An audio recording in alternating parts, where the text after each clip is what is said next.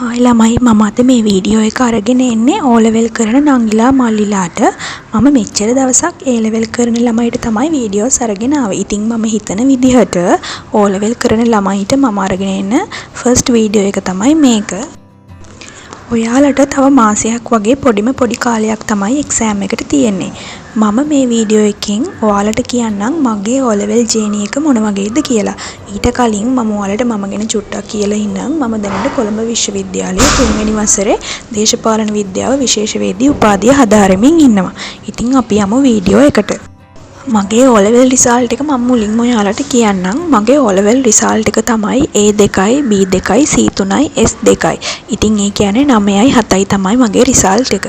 හැබැයි මම O level result එක ඒ කියන්නේ මගේ O level රිසල්ට් එක අඩු වුණාට මම A level වලට මහන්සි වෙලා කොහොම හරි ඒ තුනක් ගත්තා.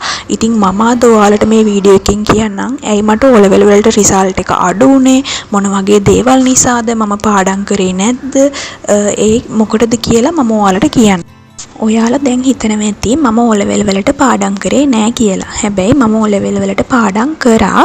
රෑ 12 විතර වෙනකන් පාඩම් කරා. ඒත් ඇයි මට හොඳ රිසල්ට් එකක් ගන්න බැරි වුනේ? මම පාඩම් කරාට මම දැනගෙන හිටියේ නෑ හරි විදිහට පාඩම් කරන්න. ඒක තමයි මට හොඳ රිසල්ට් එකක් ගන්න බැරි වෙච්ච ලොකුම හේතුව. ඒ කියන්නේ අපි O level ලියද්දී අපිට එච්චර තේරුමක් නැහැ. මට කියලා දෙන්න කවුරුත් හිටියෙත් නෑ. මොකද මම තමයි ගෙදර වැඩිමලා. ඒ නිසා මම අර පාඩම් කරන්න ඕන නිසා පොත ගන්නවා. එක දිගට පාඩම් කරගෙන යනවා. කිසිම ප්ලෑන් එකක් නැහැ. කොහොමද පාඩම් කරන්න ඕන, මේ වෙලාවට මොනවද පාඩම් කරන්න ඕන, එක දවසට හැම සබ්ජෙක්ට් එකක්ම පාඩම් කරනවද, එහෙම කිසිම ප්ලෑන් එකක් මට තිබ්බේ නැහැ. ඉතින් ඔන්න ඔය විදිහට මම O level වලට පාඩම් කරා. පාඩම් කරේ නැත්තේ නැහැ. රෑ 12 විතර වෙනකම් මම එක දිගට පාඩම් කරා. හැබැයි මට හොඳ රිසල්ට් එකක් ගන්න බැරි වුණා. ඉතින් ඒකට හේතුව තමයි මම ප්ලෑන් එකට අනුව නෙමෙයි ළමයි පාඩම් කරේ. මම ඔයාලට කියන්නේ ඔයාලා පාඩම් කරනකොට මුලින්ම ප්ලෑන් එකක් හදාගන්න. දැන් ඔයාලට තව දවස් 30ක් තියෙනවනේ නේද? දවස් 30ක් කියන්නේ ලොකු දෙයක් කරන්න පුළුවන්. ඔයාලා මේ දවස් 30 ඔයාලගේ සබ්ජෙක්ට් ටික බෙදාගෙන පාඩම් කරන්න, ප්ලෑන් එකට අනුව පාඩම් කරන්න. එතකොට ඔයාලට හොඳ රිසල්ට් එකක් ගන්න පුළුවන්. මොකද අපි අර නැත්තම් ගඟට ඉනි කැපුවා වගේ වෙනවා. මොකද අපි පාඩම් කරගෙන යනවා. එක්සෑම් එකට ගියාට පස්සේ අපි කොච්චර පාඩම් කරත් අපිට මේ දේවල් මතක නැහැ. අර ප්ලෑන් එකට අනුව පාඩම් කරේ නැති නිසා. ඒ වගේම තමයි තවත් දෙයක් මම පාස් පේපර්ස් කරේ නැහැ. ඇත්ත කියන්න ඕනේ O level වලට මට එච්චර අර අවබෝධයක් තිබ්බේ නැහැ. කවුරුත් කිව්වෙත් නැහැ එහෙම කරන්න කියලා. මේ වගේ වීඩියෝස් තිබ්බෙත් නැහැ. දැන් නම් වලට ඕන තරම් වීඩියෝස් තියෙනවනේ. මට එතකොට ෆෝන් එකක් තිබ්බෙත් නැහැ. දැන් නම් ළමයිට ෆෝන් තියෙනවා. ඉතින් ඒව දැනගන්න පුළුවන්. මට අර එහෙම දැනුමක් තිබ්බේ නැහැ. ඒ නිසා මම පාස් පේපර්ස් කරෙත් නැහැ. පාස් පේපර්ස් මම ඔයාලට වෙනම වීඩියෝ එකක් අරගෙන ඉන්නම්. අපි පාස් පේපර්ස් කරලා කොහොමද හොඳ රිසල්ට් එකක් ගන්න කියලා.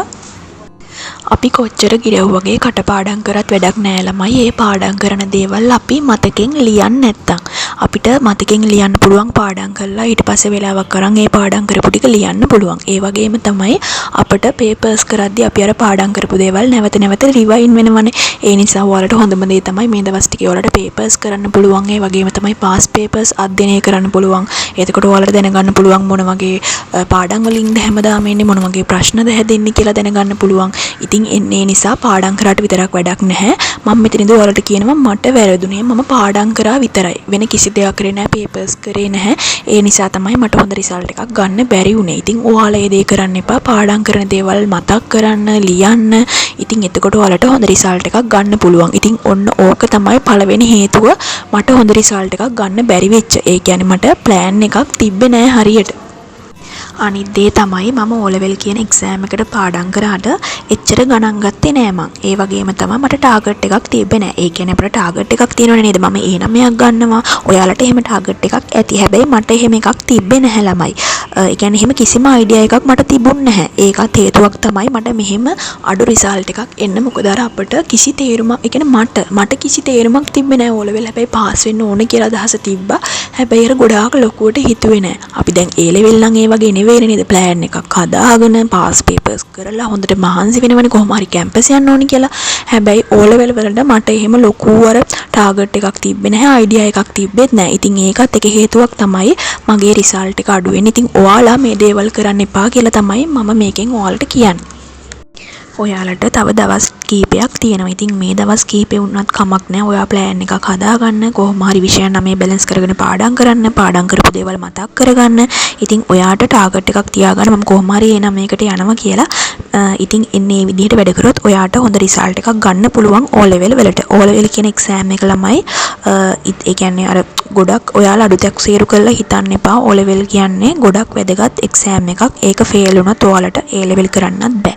ඒ කියන්නේ ඔයාලා කැම්පස් යන්න හිම ආසාවෙන් ඉන්නවා නම් O level ෆේල් වුණා කියලා කියන්නේ අනිත් දේවල් කිසිම දෙයක් කරන්න බෑ කියන එක.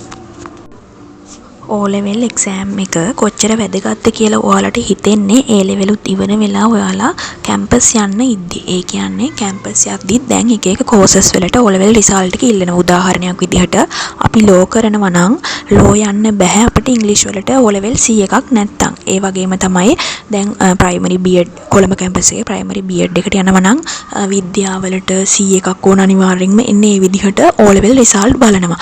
ඉතින් ඒ නිසා ඔයාලට දැම්ම කියන්නේ මෙන්න මේ දේවල් වලට මහන්සි වෙන්න කොහොම හරි අඩුම 100 එකක් හරි ගන්න බලන ළමයි අනිවාර්යෙන් කැම්පස් යද්දි තියෙන courses වලට O level result එකත් ඉල්ලලා තියෙනවා. කැම්පස් පොතේ මේවා තියෙනවා. අනිත් දේ තමයි ඔයාලගේ අම්මලා තාත්තලා ලොකු බලාපොරොත්තුවකින් ඉන්නේ නේද? ඔයාලා හොඳ රිසල්ට් එකක් ගනී කියලා මට මතකයි. අපේ අම්මත් මම එක්සෑම් එකේ කියන්නේ O level රිසල්ට් ආපු දවසේ ගොඩක් සතුටු වුණා. හැබැයි මට එච්චර ලොකු රිසල්ට් එකක් තිබ්බේ නැහැ. හැබැයි ඒත් එයාලට ඒක ලොකු රිසල්ට් එකක් වුණා. එයාලා ගොඩක් සතුටු වුණා. ඉතින් ඔයාලා හිතන්න ඔයාලා ඒ 9ක් වගේ ඒ 8ක් ඒ 7ක් ගත්තොත් අම්මලා තාත්තලා කොච්චර සතුටු වෙයිද ළමයි. ඒ නිසා ඔයාලා එයාලා ගැනත් හිතන්න. මොකද එයාලා මෙච්චර මහන්සි වෙන්නේ අපි හොඳ තැනකට යවන්නනේ. ඒ නිසා එයාලා ගැනත් හිතලා මේ දවස් ටිකේ ඔයාලා හොඳට මහන්සි වෙන්න. ඉතින් O level exam එක කියන්නේ අමාරු එකක් නෙවෙයි. මම ඔයාලට ඊළඟට තව වීඩියෝ එකක් ගේන්නම් ඒ ගැනත්. ඉතින් ඒ නිසා මේ දවස් ටිකේ උපරිම මහන්සි වෙන්න.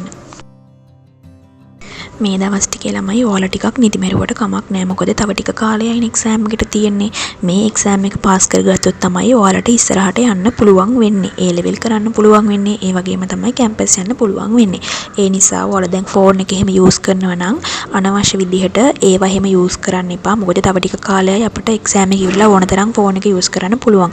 ඒ වගේම තමයි love affairs එහෙම තියෙනවා නම් ඒව ටික කාලයකට නතර කරන්න මේ වැඩ ටික කරගන්න ගන්න. ඉතින් ඔන්න ඔය දේවල් ටික තමයි කියන්න තියෙන්නේ. විශේෂයෙන්ම කියන්න ඕන ඔයා මුලින්ම ප්ලෑන් එකක් හදාගන්න. ඔයාට ඒ වගේම තමයි ගෝල් එකක් අයිඩියා එකක් නැත්නම් අයිඩියා එකක් තියාගන්න. මම කොහොම හරි එක්සෑම් එක පාස් වෙනවා. ඒ මෙච්චර ගණක් ගන්නවා B මෙහෙම ගන්නවා කියලා ඔයා හිතාගන්න. ඒ වගේම තමයි ඔයාට අමාරු පාඩම් එහෙම තියෙනවා නම් ඒවට වැඩි අවධානයක් දෙන්න. ගණන් විද්‍යාව ඉංග්‍රීසි කියන සබ්ජෙක්ට් වලට ගොඩක් මහන්සි වෙන්න. අනිවාර්යෙන් ඒව පාස් කරගන්න ඕන. ඒව පාස් වුනේ නැත්නම් කිසිම දෙයකට යන්න බෑ. අනික ඉස්කෝලේවත් යන්න බෑ ගණන් එහෙම ෆේල් වුණොත්. ඉතින් ඒ ගැන හොඳ අවධානයක් දීලා හොඳට මහන්සි වෙන්න. ඔයාලට බැරි නෑ. O level exam එක කියන්නේ ගොඩක් ලේසි exam එකක්. ඒක මට තේරෙන්නේ දැන් තමයි. මොකද මට ඒ දවස්වල කිසි අවබෝධයක් තිබ්බේ නෑ. ඒ වගේ දෙයක් නොවෙන්න තමයි ඔයාලට මම මේ වීඩියෝ එක අරගෙන ආවේ.